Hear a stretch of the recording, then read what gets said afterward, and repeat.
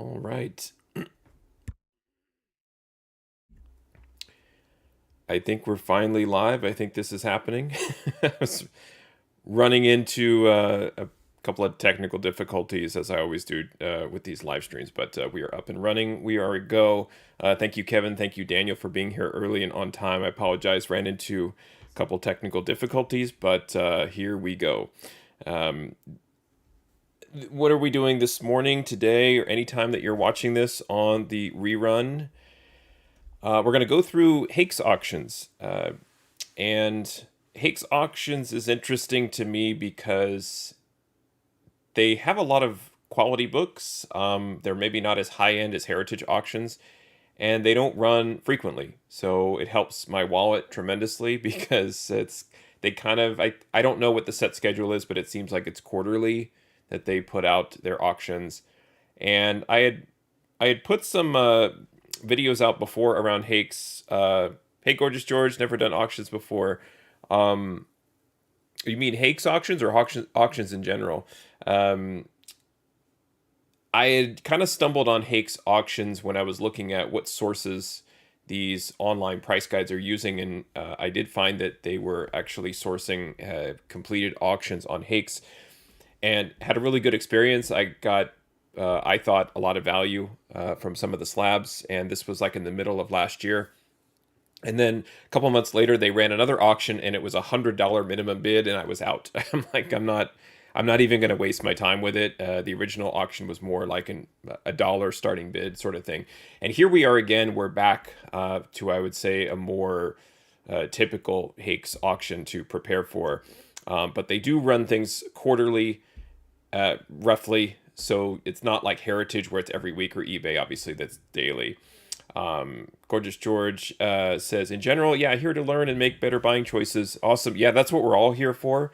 I'm continually learning and collecting data and analyzing it just to make sure that, we're looking at the best value, getting the most out of our money is basically it. And what I've done with this analysis that we're going to jump into, and I'll just stop talking and we'll just look at the data. I'll probably keep talking, but is we want to look at a couple of things. Basically, I've created these bands, these bid ranges for all of the items on Hakes that I'm tracking. And just to be clear about that, I don't have data on every single item. I think there's roughly 1,000 items right now in the current Hakes auction. And I've got about 450-ish items that I have data on that I'm tracking. And what I'll end up doing is kind of going through and seeing, what books am I missing that I would want to track, and add those, maybe see if I can push it up to about 500 so that I've got at least about 50% coverage on the auction items. So we'll kind of walk through what that spreadsheet looks like. What are those bands? Go through some samples and just kind of show you where my math is at in terms of creating those sort of starting or opening bids, and then where you need to kind of tap out and get out of the auction. Because one of the things with auctions, you get caught up in it. You end up bidding a lot. If you're using an online platform, you've got people in the chat saying this book is undervalued, then you feel like you got FOMO and you got to bid more.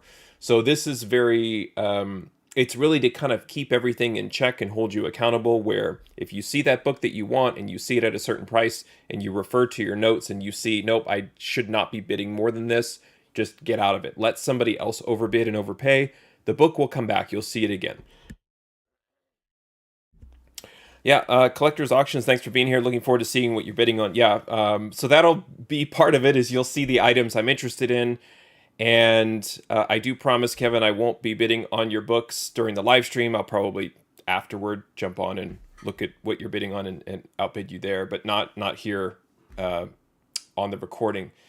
But yeah, I mean, it's all part of being transparent, right? It's like if I see a book with good value and I'm going to put a bid on it, and you all see the same and want to outbid me, that's perfectly fine. I'm still going to get out of it once it reaches that max, so you all can fight over it. Although we'll probably all exit at the max when you see the numbers. But yeah, it's really George. It's right. It's about just sticking to the plan, if you will, or the low medium bid ranges that I put together. and it takes the emotion out, right? Because you're just looking at data, and you're not, and you've already decided, hey, that's a book that I like. That's a book that I'm going to track. I'm going to go after it. So that emotional part, that emotional trigger of seeing Amazing Spider-Man 316, which is one of my personal keys or grails to focus on, and they do have, I think, one or two in this auction. So I already see it. You get emotionally attached. Yep, that's the book that I want. And then once you're done, then it's just about data. It's almost like treating it like a business transaction. And so that's the way that I approach auctions. Is I don't see the book and just go, I have to have it. I have to have it. I don't care what the max is. I'm going to bid over. I don't get into that sort of nonsense just because yeah, that's where you end up getting into trouble. Okay, so I said I would stop talking and I kept going. Let me open up the current Hake's auction here in the background, and then we'll take a look at I'll just kind of go give a brief overview of why I find Hake's interesting. So let me get this going and share that out. All right. And like I said, they run these sessions, and they're really more timely and not necessarily on a regular frequency.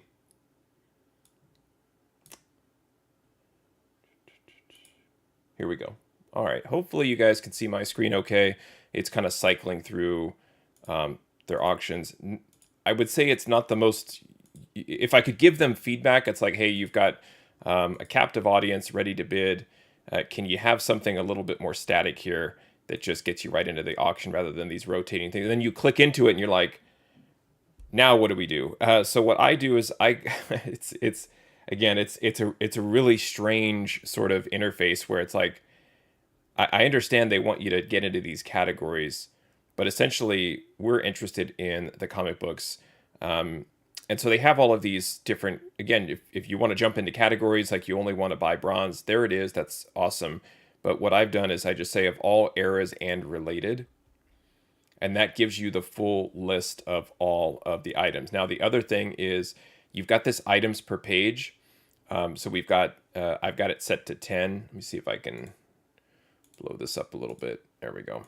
So I've got this set to 10. You can go all 200, depending on your computer and your environment. I have found that once you get to 100 or 200, the page actually starts to slow down and get a bit sluggish. So maybe like 50 per page is pretty fair. You can see it updated there pretty quickly. Now, let's see. I'm going to drag this away just for 1 second because I forgot to sign in. Let me do that off screen. Okay, now I'm signed in. And now I got to do it again. So I come back here, all errors related. So what I'll do is I'll bookmark that link. I won't have to do that every time because it's just annoying. And again, I professionally in my career, I have been a web developer, and it would be my number one feedback is you've got people that want to bid on your items and participate in your auctions, and it's a little bit odd to get in there and focus on the items that I want. Okay, but here we are. So just in general, just very quickly, you can see that my general kind of assessment of Hakes, like I was saying earlier, is that it's not as high-end as Heritage, but some books will slip in here, and you will see some 9.8s, 9.6s of the books that books that you'd love, but it doesn't really get into those, super holy grails like AF15, 9.6. They will have some in here, and again, it just kind of, as we go through some of these, you might spot it and just go, well, hey, that looks like a mega grail. So they will kind of sprinkle them in, but it's not like Heritage where it's one after another. It's like, hey, we got 3 copies of Hulk 181. This is really more, you can see here, we've got Action Comics 241 and a 6.5 for 122. Again, I don't want to say affordable because we all are working on different budgets, but I think that it's definitely more budget friendly. And again, we're talking about 1,000 items, not going to go through all of 1,000, but one other weird thing or interesting thing, it's weird to me because I do a lot of the prep work, which we're going to go over here momentarily. And then they put this value code. which I kind of don't like. It's a little misleading, but also helpful if you don't have access to my channel or my spreadsheets, and you don't have a lot of pricing guides, and you want to kind of keep yourself in check. They kind of provide this for you.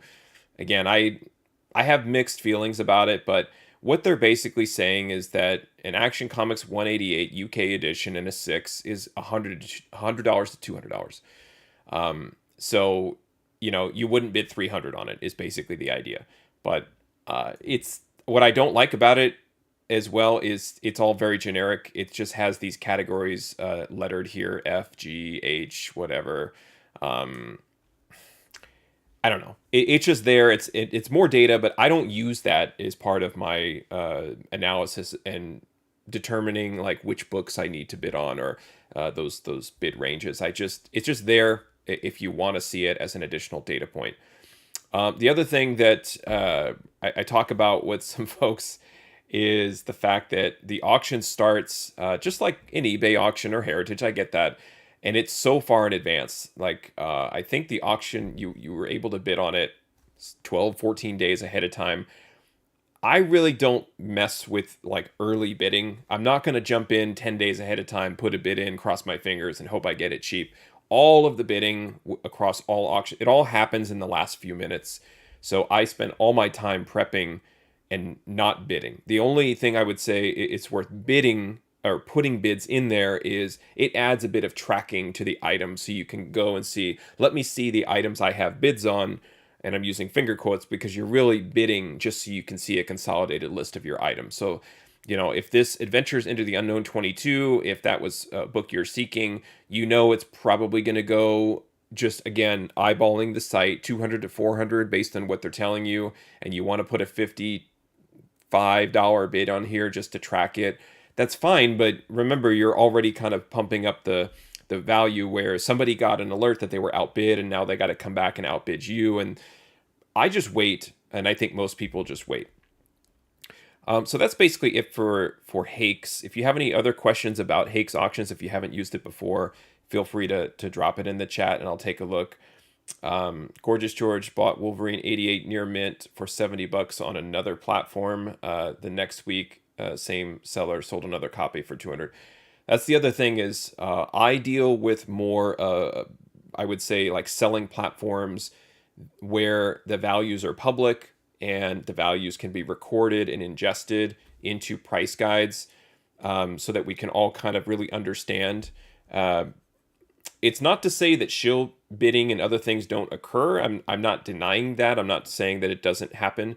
But those other online platforms that are more driven by social and social media, I don't trust those values. So if you got a great deal, awesome. Keep using it. Get great deals. More power to you. However you want to collect is however you want to collect. But I do not trust those platforms or the sellers on them. And that's just a personal opinion.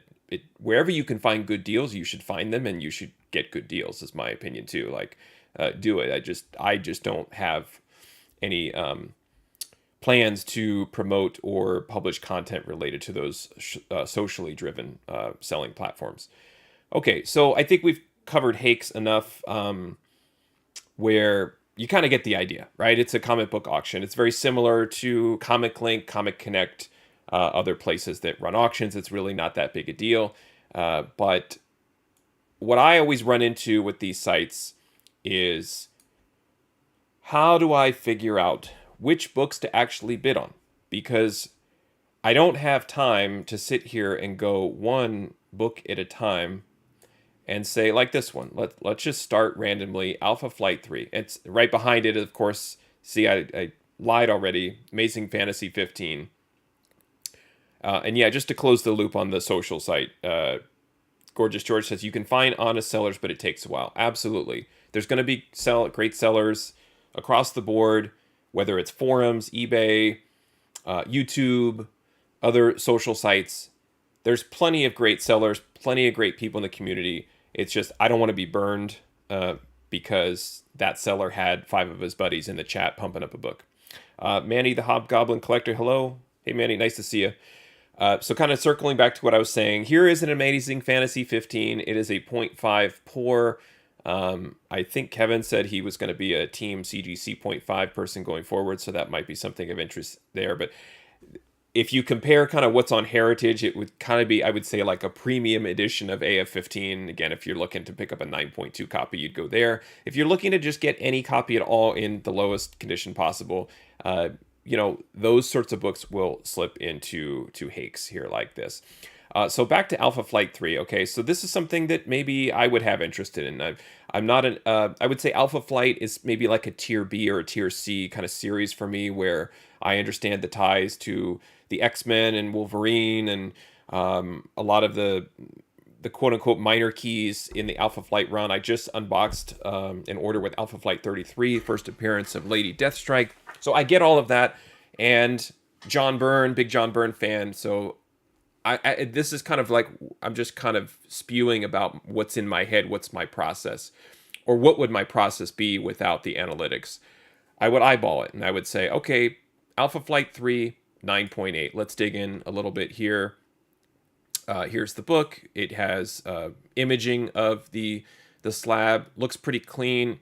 For me personally, it's miswrapped. I can see. I don't know if I can zoom in on. So one thing I like about Heritage, you can get those high-res images.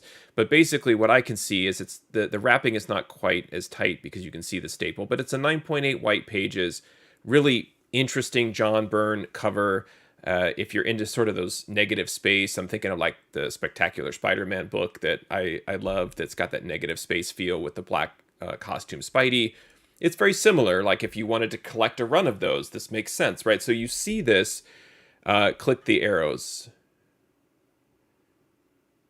Start slideshow. No, I'm not going to click arrows. Toggle size. Oh, there we go. Thank you, Kevin. Appreciate that. So here you can see the miswrap. It's not bad.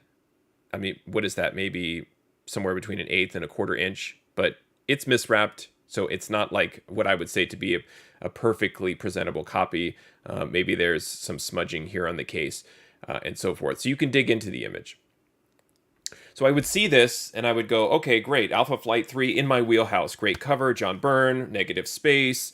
I'm an Alpha Flight collector, kind of, so and also current bid is low. So what do you do at this point? What does anybody do? I think the first thing, let's all rush to eBay. Let's see, what is it selling for currently on eBay? What are some buy it nows? Then you got to click sold, recently sold, and let's look at that. And then the miswrap is saving the black on the spine, right? Yeah, so that is exactly. So Manny brings up a good point. When books are miswrapped, you get typically like that white part of the page pulling around, and it definitely helps protect the spine a little bit. Those, I don't want to say color breaking ticks, but the hairline color breaks aren't as visible or noticeable. Back to the point of like just kind of what do we do here? If you think about your time, and this is the other thing, we're trying to save money, but we're also trying to save time. We're all experienced collectors. We've done this. We've invested a lot of time and resources into the hobby.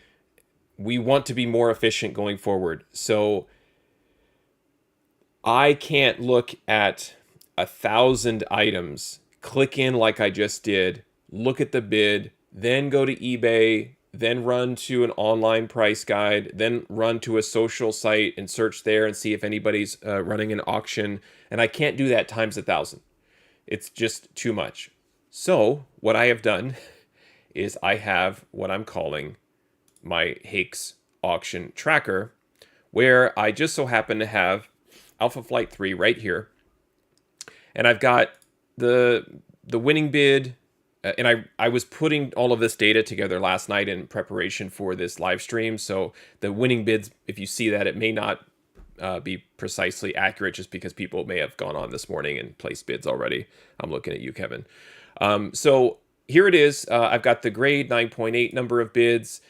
And then I've got CGC value, which for me, it's an aggregate of many sources that already aggregate the other sources. Meaning if I'm using something like Cover Price or Go Collect, they're already looking at Hake's, Comic Link, eBay, and Heritage, and some others, and they're reporting their FMV on a CGC 9.8 Alpha Flight 3. And if you're all jumping in and looking at my numbers and bidding ahead of me, awesome. Because I would like to bid on this book, but you're probably looking at the numbers and just hearing me ramble, and you're like, okay, I see what I need to bid. I'm going to go ahead and bid on it. And that's the point, right? And you can see Amazing Spider-Man and all that other good stuff. There's a lot of great books in here. But so then what I do is I take the average of the sources that are taking the average of the sources. And the reason I do that is because I don't want one online source to sort of skew a book in a certain direction, maybe if they haven't run their data processing or something like that. So I have this valued at around $97 for a 9.8. What I do here, and I'll talk about this in a moment, but I assign a priority rank to the book. And essentially what that means is, according to the current bid and the fair market value of the book in that grade, which books are essentially have the most opportunity for a value add or a profit. And that's just a dumb way of saying this very, very valuable book has a very low bid, so you might want to jump in. So I prioritize that here so that I can see, across, again, remember, we're thinking about 400 to 500 books. So a 223 priority rank is kind of in the middle, which makes sense. The current bid is around $20. It's a $97 slab. It has some room to grow, but not that much. And then what I'll do here in columns BE, BF, and BG, I've hidden a lot of columns that are just performing calculations for me and everything. I've got a target bid, a mid bid, and a max bid.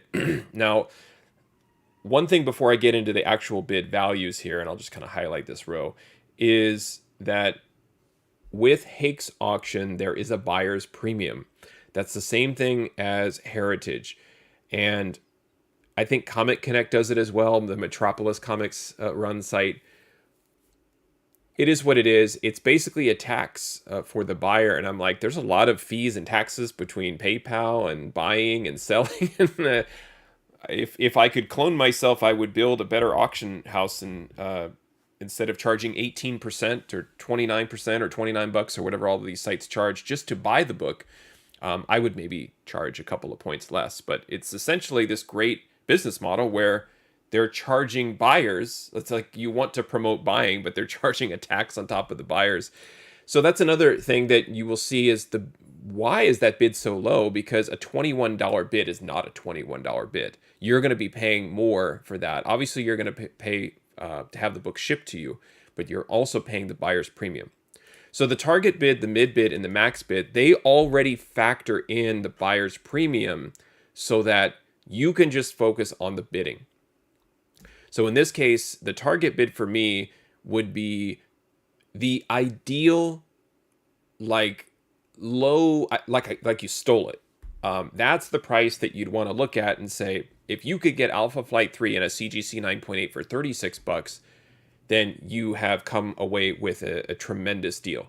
I also use target bid as kind of like a set it and forget it sort of thing, as far as like maybe there's some books like Alpha Flight 3 is not a grail for me. It's not something I lose sleep over. So I might put a $36.01 bid in and never return to Hake's and just see how it works out. So I use it for that. You can also use target bid if you know a particular book's going to make a run as sort of your opening bid. So on the actual day that this item is set to close, which I think it was a few days from now. Yeah, so this one ends on Tuesday, January 17th.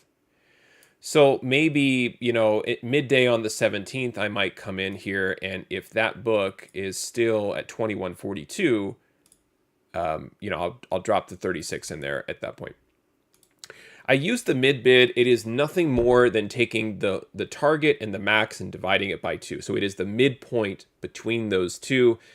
And I've highlighted in yellow because I'm sort of using like the stoplight colors, right? So green is good, yellow, warning, red, alert, do not proceed at this point. And just again, to kind of use familiar data, familiar colors to lower the emotion, lower the risk. That's the whole point here. So a mid bid might be something where, okay, Alpha Flight 3, I like it, I want it, I love that miswrapped uh, spine that's protecting everything from the color breaks. I think it's a clean copy. Great. Again, we all want to collect what we want to collect and spend the money that we want to spend. So maybe you throw $58 on there.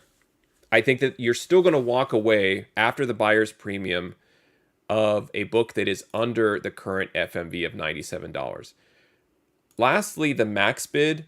The max bid is basically the CGC value minus the buyer's premium. That's what that is. So that's where if you start to go over, if you're like, nope, I know the CGC value is 97, the max bid is being reported as $80. I'm going to bid 95 because the CGC value is 97. You're actually bidding more than 95. So that's where I'm taking, again, trying to save you time. I'm taking out the buyer's premium calculation, and here I just focusing on the actual bid itself, so you don't have to worry about it. So let's just drop it in there just as a test. Here's a $36.01 bid. I'll place it. What did it say? I didn't place any bids. 36. Oh, because of the dollar sign. So yeah, I wonder if I should. I like having the dollar sign here in this. Like if you had access to the I almost said spreadsheet sheet in one word. If you had access to this sheet and you were copying and pasting, you'd want to be aware that it does not accept special characters. Yeah. So I'm going to review it, and then you can see here your maximum bid 3601 is actually 42.49 when you include the buyer's premium, but you don't have to think about it. You don't have to then say, okay, it's 42.49 under FMV. I've already done the calculation, so we're good there. We're going to confirm the bid. Bid's been placed, and there it is. And now this max bid is invisible to others. Well, but not to you because you're watching this and you can see my screen. And that's basically how it works. Not rocket science here as far as participating in the auction, but this is what I do as far as figuring out what an opening bid would be, what the maybe you could argue the mid bid is maybe your target. Like, okay, this is something that I'm willing to spend. Honestly, the max bid, I don't really sweat it. I don't even participate in it. I just won a couple of books off of Heritage, and I just stayed around my target, and I just held strong. There was a whole run where I got quite a few slabs, and then there was a run where I got 2, and then I participated last week and I got none. And it's okay. It's just when you get to the max bid, when you start thinking about shipping and taxes and other fees and everything that kind of come along after the buyer's premium, it just kind of really puts you, it just starts to extend you and your budget a little bit further than you'd want to go. So that's if you're looking at Hakes this way, right? So we're just scrolling through and you're like, oh, cool. How about this book? How about that book? How about that book? And even though you could then jump back here and say, okay, well, what are the bid ranges? This is helpful. It's saving time. We've got ASM 100, lots of first Morbius, ASM 101, and you're kind of going through alphabetically. That's perfectly fine. But what I like to do as well, what I was talking about with the priority rank, is let's sort this. And I didn't do the color coding. Do that really quick. So here's that priority rank. So this is basically the same sheet, but it is sorted by the greatest gap between the current bid and the CGC value. And what I've done here too, to also save you time, is I've got the item linked. So I can just go right in here, hover over, click the link, and I've got the link directly taking you to the Strange Tales 123 after Hakes decides to load the page. And we'll wait for it there. But the reason this is priority rank 1, it has a CGC value of $523 in an 8.0 with a $12.10 current bid. And you can see here, I do bring in the value codes into the data just so I can kind of see it side by side. It's more of a curiosity factor for me. Well, look at that. We broke Hakes. It's done. It's broken. And that's what you want out of an auction site, right? You want to see it go down right in the middle of the auction. Thank goodness we didn't have 30 seconds left. But so here is Strange Tales 123, first Beetle. from August 1964. Let's take a look. I'm going to click those arrows. I'll never forget that you helped me. Okay, so right here, light tan to off-white pages. Personally, I don't like having anything less than off-white in my collection. I don't care how old, I don't care how new. I stay away. So again, this would be a struggle of understanding where my limitations are as far as miswrap books, page quality, and then just value. And you have to say to yourself, like, okay, are you willing to concede on a page quality if you can get more value? Is the fact that it is a light tan to off-white pages, is that what's keeping bidders from bidding on this book? Who knows? But again, you're using all the data to kind of make the decision now. Is this a book I'm going to pursue? Once you've decided this is a book I will pursue, then throw the emotions away and get to the data. So this book, Origin and First Appearance of the Beetle, first Thor crossover, Thing, Loki, Lee, and Burgos appearance. And let's take a look. Yeah, so it's very, very tan, faded, not the most presentable copy, but still a fun book. Steve Ditko, Jack Kirby cover, Stan Lee's story, just all the greats, the Marvel giants there. Now, let's exit out of this. We see the $12.10 bid, and according to the values that I've collected in an 8.0, it is 523.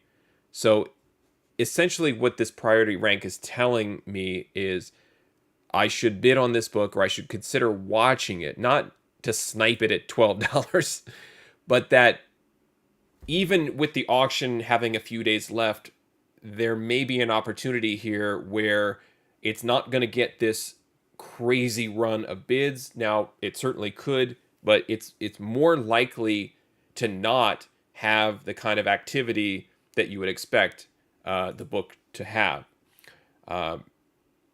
Collector's auctions, just looking at the chat here, Automatic Comics did a live show last Sunday showing him monitoring heritage auctions. I think people started bidding on his target books. Yeah, if there are any books running at Hake's auctions that I really, really want, again, if I get outbid, I get outbid. It doesn't really matter to me necessarily. Like I always say, there are plenty of comic books. I already have plenty of comic books. Strange Tales 123 is not a holy grail for me, so I certainly don't mind and don't care if anybody outbids me or we're all talking about the same book. It's part of the fun of collecting. It'd be like if Rusty was in an LCS and he's fingering his back issues and going through the bins and stuff like that, and I'm like right behind him looking over his shoulder, right? And then Manny's there and Kevin's there and Jordan, and we're all kind of in line and we're like, come on, man, like give it up. And he pulls out the books and he's going all slow and stuff. It's just the way things are with comic book collecting. Maybe we kind of all start fighting. We dogpile him or something, take his books away. But it's all part of the fun. Like it's auctions are fun. Collecting is fun. And running these numbers is fun to me as well. So I have this view of like ranking the books that if I was solely focused on trying to get the most bang for my buck, and then they would be sorted in this way. What I'll end up doing is I'll probably the morning of, I think it's like is it 2 or 3 days that this auction's running? Each day there'll be like a percentage of the books that are going to close. And what I'll do that morning is I'll come in here and I'll update the current bids, and then the priority rank will change. So if you all see 123 and you bid it up and now it's got 15 bids and it's at $300 or $400, then the priority rank on this book will drop on that day. So I'm kind of approaching it in a couple. Yeah, don't take my books. If you have X-Men 213 in your hand, it's mine. I'm going to take it right out of your hand. So being so many days out, even 3-4 days out, and saying, okay, is this a book that I want to prioritize bidding? I don't know if that's extremely helpful or useful. It really more is maybe eyeballing or searching and finding your books first. But like I said, there's only a handful of books that like I actively see. Like I always come in and search for X-Men 101. Like, is there a copy of X-Men 101 in every auction that I'm looking at? Right? It's probably one of my all-time favorite books. So I'll do that. But it's a short list. It's really a short list that I do some preliminary manual scanning. And then after that, it's really just value and upgrading. So this is not as helpful for me personally when I'm multiple days out. This is helpful the day of. And so I plan on running an update each morning, like one time. I can't continually update the data as bids come in. But that's kind of my approach. Now, the thumbnail of this video was this book here, X-Men 125.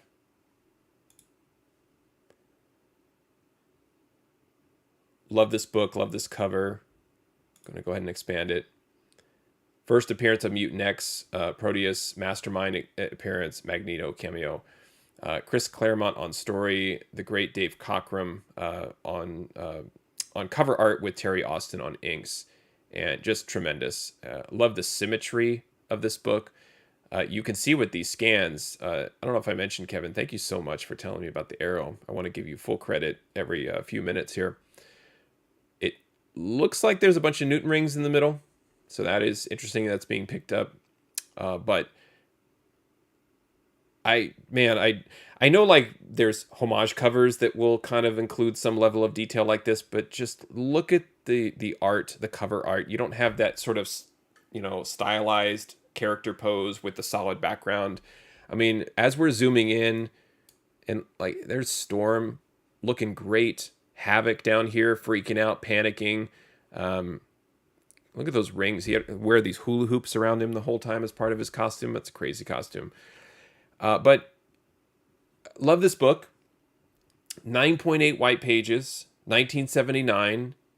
It's a popular X-Men book. If you're an X-Men collector, it's not, again, at the level of 101, but like side by side, this book with 101, that makes kind of a nice bookend.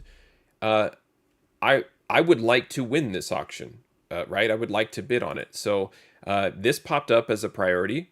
And, I can look at my bands a couple of ways. It's, again, this is the same data, but just sorted, and I don't have these color coded. So I just come in here and I just drop this all the way down. This is where I was saying I don't have everything 100% tightened up the way that I want it.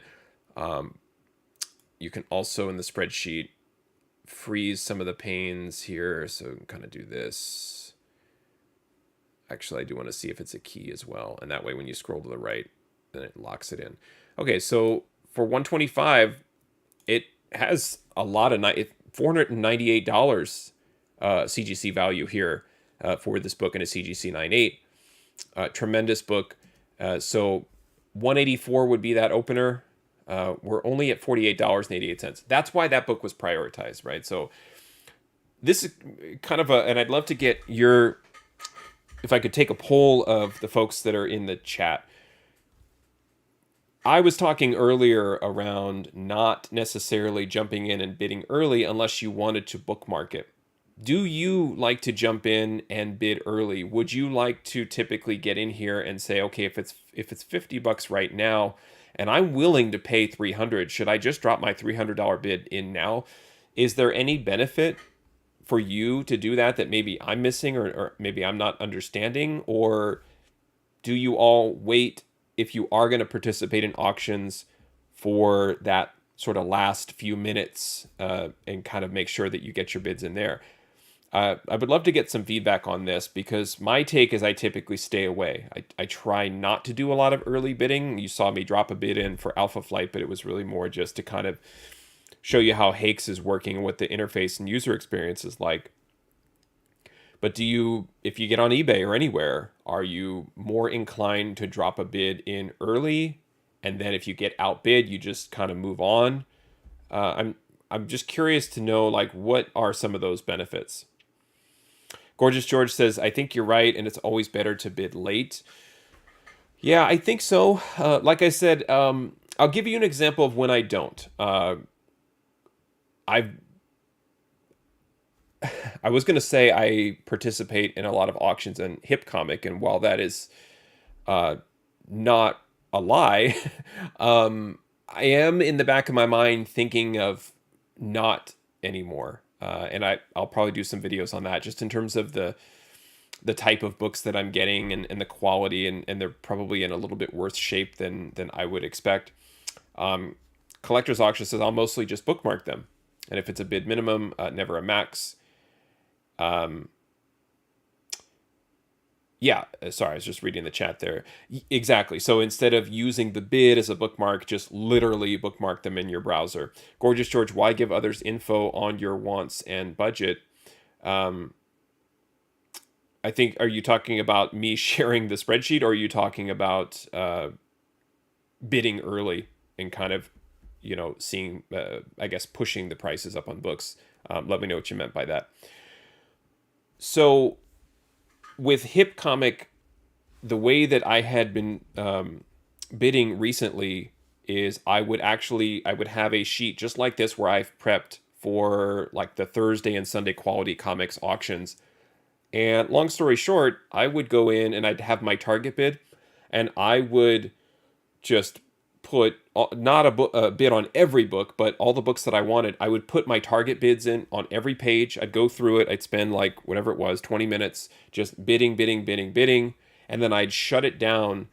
And then later in that evening, I would just watch the bids. You can see what books you're bidding on. There's a list that just shows you your bids, and I'd get outbid on some, and some I would win. And I'd wake up the next day, I'd have an invoice, and I'd pay it. So I wouldn't even really actively participate at the end. So that was one thing, is it would save me time, because I'm just like, I'm not going to get in here. If someone's going to outbid me for $1, I'm not going to get in a bidding war over, a raw book that's probably a 7.0. Kevin says, I bid early and often. I don't want to miss my chance. Yeah, another good point. Maybe you're not available. Maybe you want to make sure that you get a bid in. Maybe you get busy at the last minute and forget that there is an auction that's ending on a book that you want. So it's tempting for me to grab this 296 and just drop it in right now. But I'm not. I'll come back later. And it sounds like I got a whole group of snipers watching this video. So I think we're all kind of in the same boat. It's like we'd love to get all of these books, these prioritized books, at the lowest prices possible. Is behind in live streaming. Yeah, I think it's. I know you buy the cheapest internet out there. I think your provider is one of the slowest out where you live, is what I heard. So let's go over a few more books. I think you've got the gist. What I'd like to do now is just approach it as a collector. Like, what am I looking for? What are the type of books? Let's look at some of the inventory that's on Hake's together. If you have any questions about the spreadsheet or the process, let me know. I will be making this spreadsheet. Maybe, I don't know. It's probably not the priority one, because the priority one, I don't want there to be any confusion as far as like, are you consistently coming in here every hour and updating it based on bids? I don't have that level of insight. So I'll probably do this one more time. It is a bit time consuming. So what I'll probably end up doing is making this sheet, I'm calling it like an auction evaluator specifically for Hakes. This sheet will be available to channel members at the comic book analysis level. I have sheets for Heritage, which I'm going to run probably after this video, and I'm working on Comic Link. So I continue to expand the worksheets that I make available for channel members. So at the comic book analysis level, if you join, what ends up happening is we'll exchange emails. It has to be a Gmail because it has to be a Google account. And then I will create a workbook based off of all of these sheets. Essentially, the workbook inherits the data from all of these different sheets so that you have your own copy. So if I update my sort of master copy of the Hakes prep sheet, then you automatically get it going forward. So it's a pretty cool resource, I think. I appreciate the support. I love that you guys are here and interacting with me on on the channel, in chat, comments. It really just makes the hobby a lot more fun for all of us, especially for me. So I do appreciate that. And then I appreciate the monetary support as well, because it pays for a lot of different costs and expenses related to the channel. So it, as the channel grows, I'm going to keep expanding and keep adding spreadsheets like this and more value and data for that membership tier. Okay, so basically what I'm saying is, if you wait maybe an hour or two, this sheet will be published to the comic book analysis channel members tier. So you'll have this, and it's great, again, like I said, because you've got the links right here. So you could certainly do what we're going to do here, which is just kind of go through and browse the auction.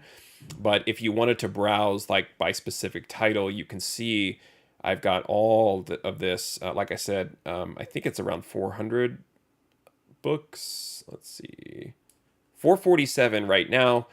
What I'll probably be doing between now and the day that the first Hake's set of items end is I also have this sheet that's kind of my to-do list, which is like, these are books that I'm not tracking, where I don't have data. So I may go through here and find it's roughly half. So it's like 319 books here that I have to figure out, why am I not tracking these? I need to get, should I track Spawn 100 and so forth. So between now and then, I'll be adding more books, and we've got this evaluation data that I will make available for the analysis tier. Okay, enough about that. Let's just go back here and just have some fun and pick out some books. Amazing Spider-Man, always a bread and butter type of title. If I am browsing this just as a collector and I just want to see some great books, I tend to shy away from some of these like 3.5 VGs, just randomly kind of in the middle here. I mean, we've got Daredevil on this book, so that's awesome. But I'm looking more at least in the 5, 6.0, 6.5 and up if possible. Definitely looking for white pages if I can get them. But here's another great book, Amazing Spider-Man 41. You will typically see this on Heritage at the 885, 90, 92. And so if you love this book, first appearance of the Rhino, what a great first appearance as well, because there he is on the cover. Just fantastic, wonderful book. And it's at $400. It's not going to end at $400. It'll end for much higher. But if that is something in your budget, this is, again, where Hakes might be a good place for you to look at. ASM 51, I love this book. I've got a couple of copies. If this was a 6.0 white pages, I'd probably target this one. My highest grade is a 5.5. Love that one. First cover appearance of Kingpin. And then one of my all-time favorites, ASM 100. The only copy I have is raw. Interesting here, I'll pop this open. This is a 4.0. It looks like white pages. Yeah, there it is. So Team CGC 4.0. This might be a fun copy to grab. The other thing I do is I scan here the photo. It's a 4.0. You see the color breaks on Spidey. I don't know if I would want to see that. I prefer that if I am going to buy a book with a lot of defects, I want them on the back cover or the spine. Let there be a tear on the back cover for all I care. I don't want this on my main character, the focal point of the book. So I would probably end up passing on this. But the other thing I look for, I don't like date stamps, writing on the cover, anything like that. So I try and just make sure that that's not there. Make sure there aren't any real obvious stains on the front cover. Again, if you're looking at a 4.0, chances are it could be some staining and foxing on the back. But yeah, ASM 100, great book. And then you got 21 pages here. I've got it sorted by 50 books at a time. You can, like I said, expand this if you want to see more per page. But ASM 101, we got a couple of copies here. We got the second printing. It's all it kind of like Heritage. It's sorted alphabetically, but it's also sorted by the items ending first. So that's why you're seeing them in this order as well. Second appearance of the Punisher. Let's look at this one. 6.5. And it's off-white to white. But Yeah, another great book. Second appearance of the Punisher. There he is on the cover as well. Another book I kind of keep my eye out on, because you got the. It's not like a framed cover, but they just cut it off right here to have Amazing Spider-Man. Probably because they didn't want the yellow to bleed all the way up. So there is that one, 6.5 at $100. So the other thing, they don't have like a can I watch this, that oh no, there it is. I'm sorry. You can watch it there. That's another option. You can bookmark, you can bid, you can watch the item, you can ask a question. You can email this item to a friend. So if you want to spam and annoy your friend, you can email them. So, like I was saying, lots of great books. Here's ASM 210, First Madam Web, 9.4. Is it white pages? It is not. So that's tough. I'll probably not really participate in that one. ASM 265. I love this one. First Silver Sable. This is a white pages. For me, I don't know what that is, like a scuff right there on the slab. But for me, I have one copy of this raw. I don't know if I would go in on a 9.4. I'd love a 9.6 of this one if possible. A couple spine ticks there. But nice looking book. Not bad.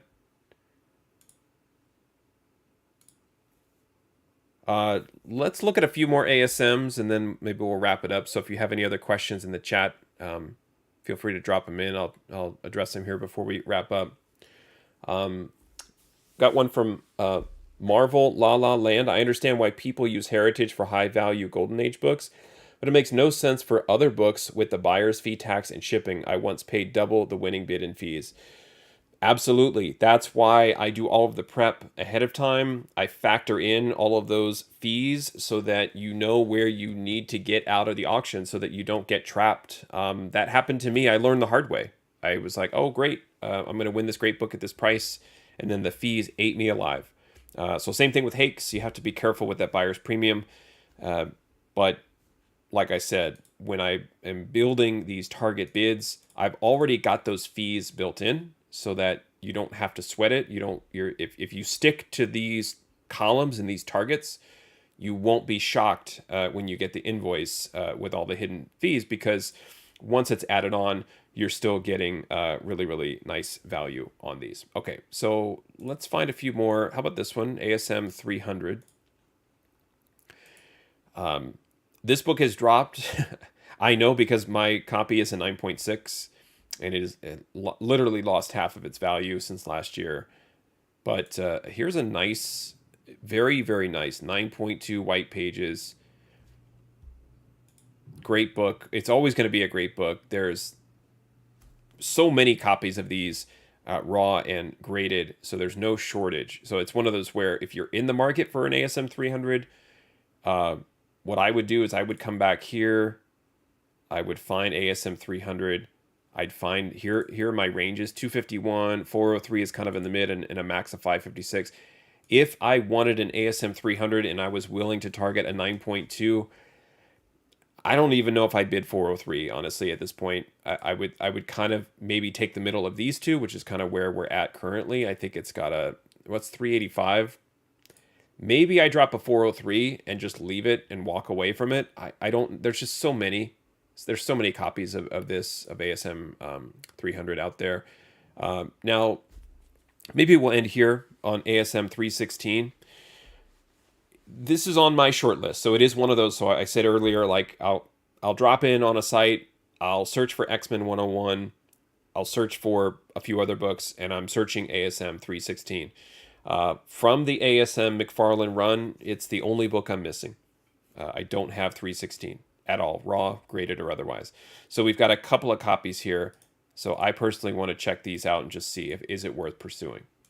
So this 316 is a 9.8, gorgeous white pages, well wrapped, awesome, great looking book all day long. And then there's also this 9.4 copy, but it's also white pages.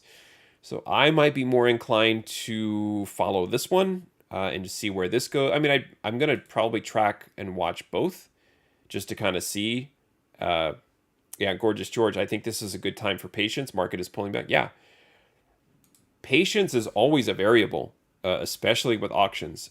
Even, I mean, when the market was on fire, you you still had to execute patience because you just get wrapped up into it thinking, well, I'm going to pay 1,000 for this 316 9.8 because I could just sell it tomorrow for 1,200, and then now it's back down to 600.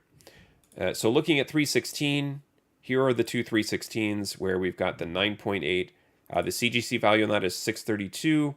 Again, so that you don't get taken advantage of with all the buyer's premium and the taxes, I've got your max bid set at 518 on that one. And the 9.4, max bid of 160. To me, this is way more budget friendly for me personally, this 9.4. It's already at 122, right? So then you're getting excited thinking, am I going to finally, well, I say you, I'm thinking of myself. Maybe I finally get my copy of 316 through this Hake's auction. I'm going to win it. I'm going to go for it. I'm going to do it. Let me start at 116, and you come in here and it's at 122 already. Like, oh, okay, then let me go. Let me get it. Let me win. Let me bid. Let me get emotional, and let me think and visualize having the book arrive at my house and putting it on the wall, and I'll just bid and bid and bid. And these are the things that kind of run through everybody's head, I think, or at least it does mine with all the different voices talking. Maybe I throw a 160 on there and walk away from it. I'd love to maybe see this end around 140 or 150. Matt268, thank you for joining, new channel member. Appreciate you. That's awesome. Welcome. Kevin says 315 is better than 316. Oh, really? You think so, huh? Too bad there's no 315s. 315, isn't that floating head Spider-Man where he's not getting pulled out of the water, but he's kind of off to the side, like first floating head appearance of Venom. Anyway, so 316 here, one of my personal favorites, personal grails. I'm not willing to get a 9.8. 9.4, 9.6 is kind of where I'm targeting, and would love to have that book in that grade. So moving on, just again, looking at some others. Also, not telling you what to buy, but my opinion, if you missed out on the Carnage run, you didn't have this book, 361. I don't own a copy of 361. This is also a great time to consider it because with the market being down, we could probably make that statement about any book. But think of those books that were hyped a year ago. Like 361 was, you could just tell that it was overhyped and just that there's so much attention on it. Here's a great book, 9.8. I assume it's white pages, but let's double check. Tremendous. If you're a newsstand fanatic, you got the 361, you've got newsstand, awesome book there. Already at 300, but still, if you're into those sorts of, the floating head Venom, that's 315. So those floating head covers are awesome too, man. Those are all over the place. So I've had a good experience with Hakes. Okay, so here's the other thing, and we'll kind of wrap here. I'm not affiliated with any of these sites. I'm just affiliated with like-minded comic book collectors, and so I hope this was useful. If you're not interested in becoming a channel member and getting access to the spreadsheets, that's perfectly fine, but I definitely implore you to come up with your own system. I know Collector's Auctions is a great example. Check out his channel. Watch what he does. We have a very similar approach. He's really looking... I mean, we both say we're looking for value, but we both spend time explaining what that means. So he's definitely somebody you'd want to subscribe to and check out in that regard. And you can kind of look at the books that we're buying. If you'll start to see some books on repeat, develop a system, develop a process, set up those gates, set up those controls for yourself so that you're prepared. Maybe you're really only targeting 3 or 4 books. You don't need a spreadsheet of 1,000. You've only got a 3 or 4. I know this is, again, not calling out Kevin here, but I know that's kind of what he does. He'll kind of go through the auction. He'll find a few books that he likes. He'll bookmark those. He'll stick to his guns. He'll understand where, what is his limit, and that's his system, and that's perfect. That's awesome. The difference with my system, and I think other people's systems, is I'm trying to cut down on getting you up to speed as fast as possible. So getting you to look at the landscape of what's being offered and trying to go ahead and hone in and slice up, exactly kind of what you want to target. But I would say stick to your guns, stick to your process, take the FOMO, take the emotion out of it, and enjoy and have fun with it. Participating in auctions is a lot of fun. So that's all I have for today. A couple more comments here. Gorgeous George got a great deal on a Bagley signed 361. Perfect. Awesome. Love it. You post the Excel sheets through members. Yeah, so I have two channel membership tiers. One is a general support tier. I give you shout outs on videos. And you're also, as a channel member, regardless of tier, you're automatically entered into my monthly giveaway. And I have a video announcement on that of what the prize is. And then sort of the upper tier is called Comic Book Analysis. And these spreadsheets are published to a couple of master workbooks for those channel members. So they're always getting the latest and greatest data, including the spreadsheet that I'll be adding today. Yeah, and Matt, again, started near the end. I'll have to catch up once you repost. Absolutely, that'd be awesome. Appreciate you becoming a channel member. And yeah, collector's auctions, we have pretty much the same thing and have a very similar approach. Yeah, except I think the difference is Rusty's able to get out of the house more than me. So he's actually out with the people and out talking to store owners and interacting at the LCSs. And of course, that, speaking of FOMO, that makes me jealous, but also appreciates. I appreciate his channel and when he does those sort of vlog approaches for his collecting runs and adventures out there on the East Coast. So very good. Thank you all. This was a lot of fun. I was able to kind of QA my spreadsheet. I was able to find some good books. The chat was very active. Absolutely love it. I'm really pumped going into the weekend. We're going to do some more spreadsheeting. I've got some unboxing videos coming up. And for those channel members, stay tuned. You'll get a copy of this eval sheet so you can start prepping for Hake's, I almost said Hake's Heritage, but so you can start prepping for Hake's auctions. Thanks for watching. Happy collecting.